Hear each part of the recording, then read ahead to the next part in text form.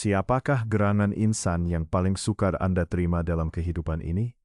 Jika wajahnya terlintas di pikiran saat ini, ambillah sejenak untuk berhenti seketika.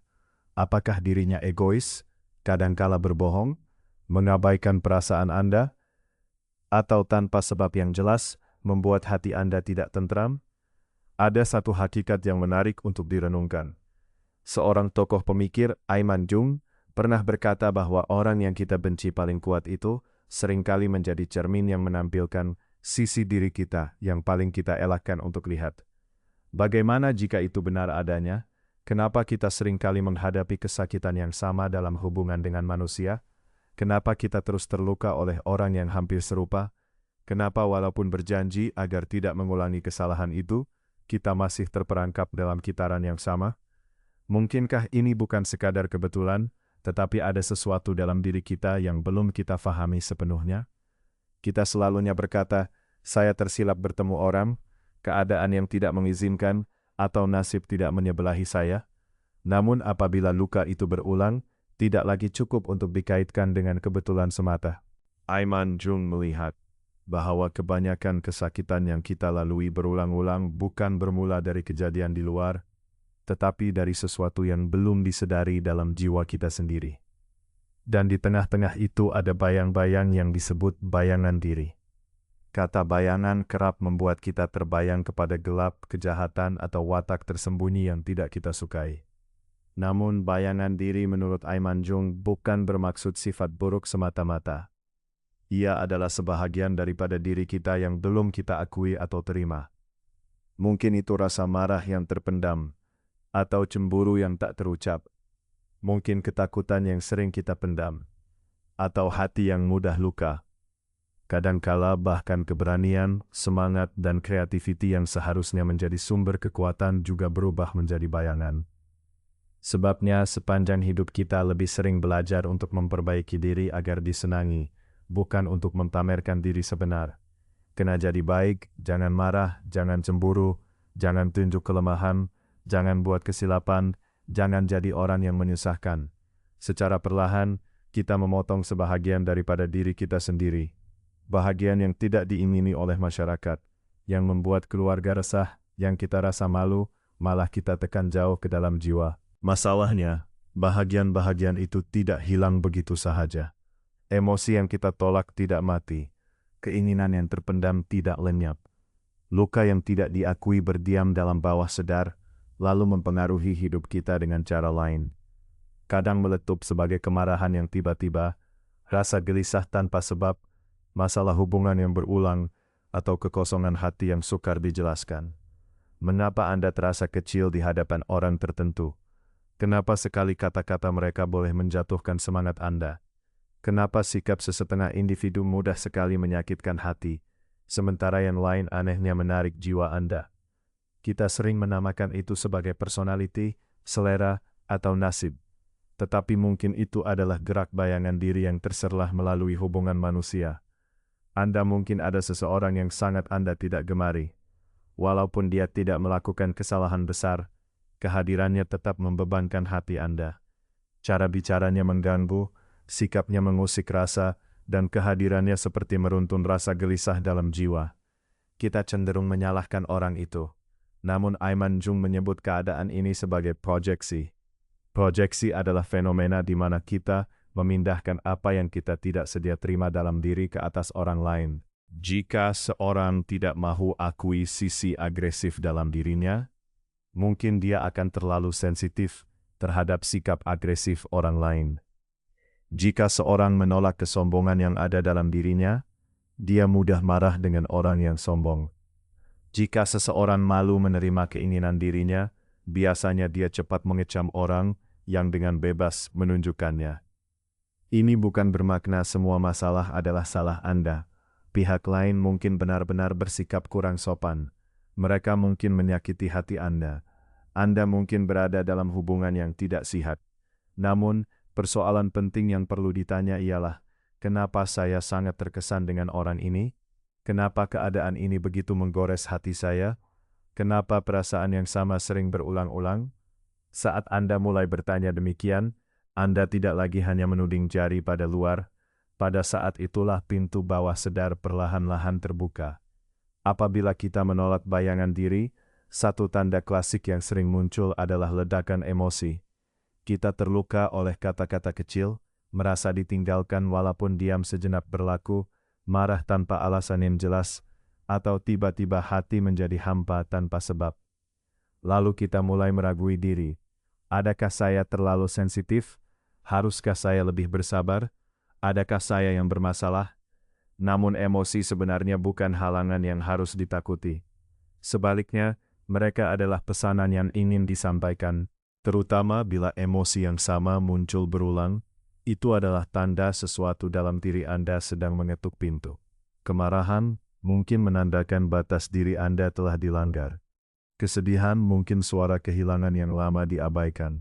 Rasa cemburu mungkin mencerminkan keinginan yang Anda simpan tapi tidak benarkan diri merasainya.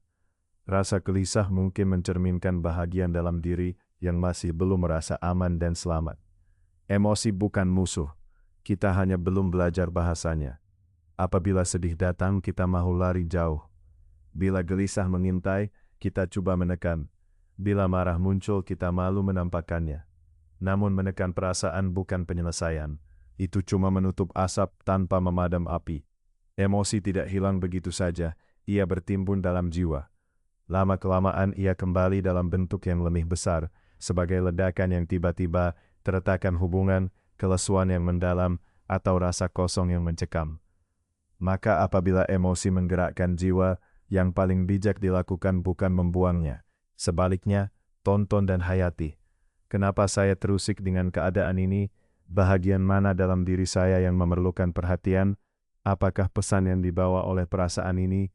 Pertanyaan sederhana ini mampu menjadikan bayangan diri bukan lagi lawan, tapi guru yang membimbing. Rata-rata insan menimpikan hidup tanpa derita, tanpa kecemasan, tanpa luka, tanpa kegagalan, tanpa kesepian.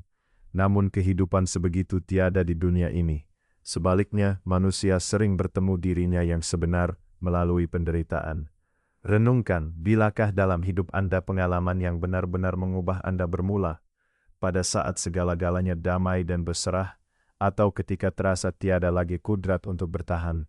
Kecewa dalam hubungan, kehilangan, kegagalan, kesendirian, kekeliruan dalam jiwa, saat-saat itu peluang untuk kita bertanya pada diri, siapakah aku sebenarnya? Kenapa aku berulang dalam pola ini? Apa yang aku takutkan? Hidup macam manakah yang sebenarnya kuinginkan? Aiman Jung menamakan proses berkembang menjadi individu unik sebagai individuasi.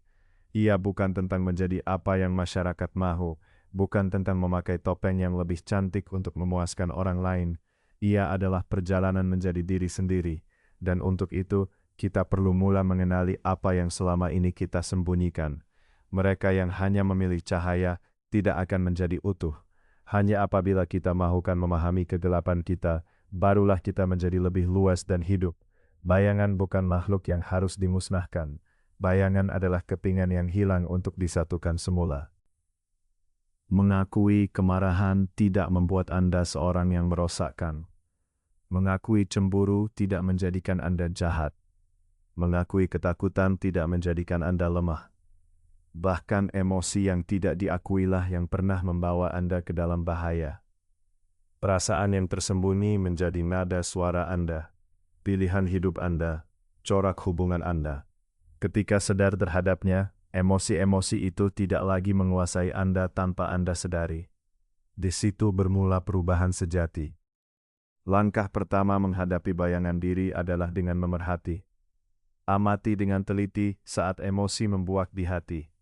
Saat kata-kata seorang insan sangat menyakitkan. Saat kemarahan datang tanpa sebab. Saat rasa cemburu yang sukar dijelaskan muncul. Saat Anda tiba-tiba merasa kecil terhadap seseorang. Jangan biarkan saat itu berlalu begitu saja tanpa renungan.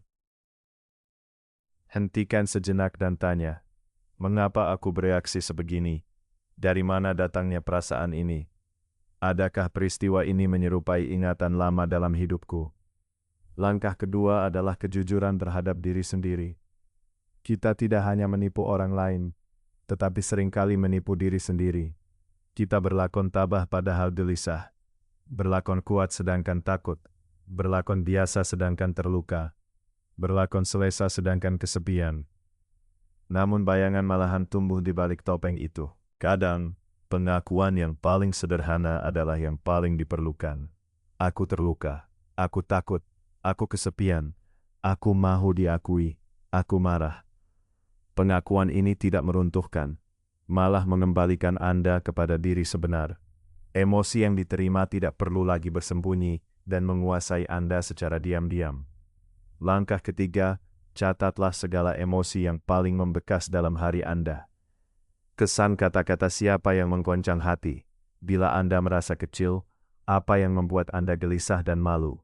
Menuliskannya memberi bentuk pada perasaan yang kabur itu. Apa yang berbentuk boleh difahami, dan apa yang difahami tidak lagi menjadi monster yang menakutkan, tapi menjadi cahaya kebijaksanaan. Namun menghadapi bayangan diri bukan bermakna menjadi sempurna. Marah tidak akan hilang sepenuhnya, gelisah tidak benar-benar lenyap. Anda mungkin terus ditiup badai kehidupan. Perbezaannya adalah, dulu emosi yang mengendalikan Anda. Kini Anda mampu memerhatikannya. Dulu Anda menyangka semua kesakitan adalah takdir. Kini Anda melihatnya sebagai corak yang berulang. Dulu Anda menyalahkan orang lain semata. Kini Anda turut memandang ke dalam diri sendiri.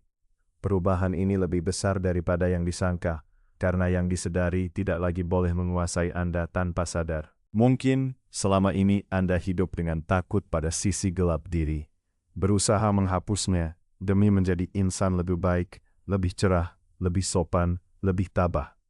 Namun jika bayangan itu bukan musuh, tetapi sebahagian dari diri Anda yang menunggu untuk Anda terima, supaya menjadi lebih utuh, bagaimana? Bayangan itu mungkin membawa kebenaran yang Anda sembunyikan selama ini. Saat Anda bertemu dengannya, barulah Anda mulai mengenali diri yang sebenar. Akhirnya yang kita cari bukanlah kesempurnaan mutlak, bukan lebih banyak kejayaan, bukan lebih banyak pengakuan, bukan hubungan yang sempurna. Mungkin yang kita sebenar-benar mahukan adalah berdamai dengan diri sendiri dalam apa jua keadaan kita. Jadi, apabila emosi yang kuat datang kembali, sebelum menolaknya, lihatlah sejenak. Bila ada insan yang begitu mengusik perasaan Anda, sebelum menghakimi, tanyalah pada diri, apa yang sebenarnya aku lihat dalam diri dia. Jika hidup terus memaparkan luka sama berulang kali, jangan lari, dengarlah dengan hati terbuka. Mungkin jawaban yang Anda cari selama ini tersembunyi di tempat yang paling Anda elakkan. Dan pada saat itu, bayangan tidak lagi menjadi kegelapan yang menakutkan, tetapi menjadi jalan yang membawa Anda pulang kepada diri sendiri.